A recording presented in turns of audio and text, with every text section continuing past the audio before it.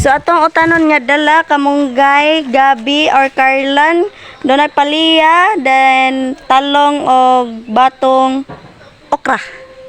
So daghan.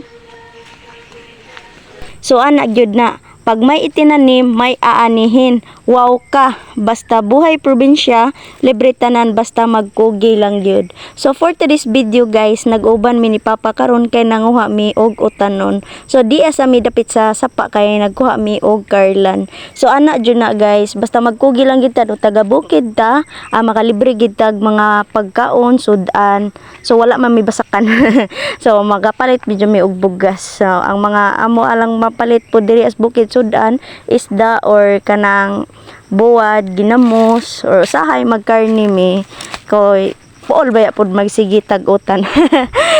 So nagkuha na lang pud ko og kanang batong. So kauban pud ako si Papa diri nanguha mi og okra og kadang talong. So naghuman po na magpamupo diri si Papa, mosaka na siya sa babaw kay magkuha daw siya mais adlipon para isagol sa utan kay lami jud basta na mais kay tamis-tamis jud ang sabaw ba. So ako na lang gipamunit ng mga talong dia og okra kay iyara gipambilin sa sa yuta ba. So nakita po kung palya guys naglakaw-lakaw ko perti kalabong adi siya labong jud siya kay nitago man nakita na nako siya paglili nako ba. Marang wa pa nahinog, sige lang tagtuod-tuod ani. So uli na ta kay daghan na mautan atong nada.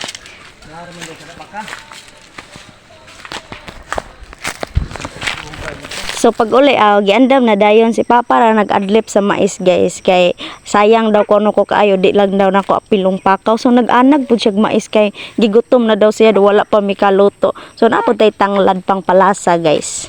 So naana jud mi sa una pagagmay pa mi basag na ami mais amo siyang sagulan og mais kay para nga ang kanang sabaw bitaw barag lapot-lapot ba pero lami gid siya guys. So ako ang giapil ang pakaw og lunod kay gipapil ni Papag lunod kay naa pa man daw unod sayang kaayo kung ilabay ra. So gidungan na lang pud nako ang karlan or gabi. So while nga nagtak-ang ako ra pud hinahinayan diri ag okit ni kamunggay.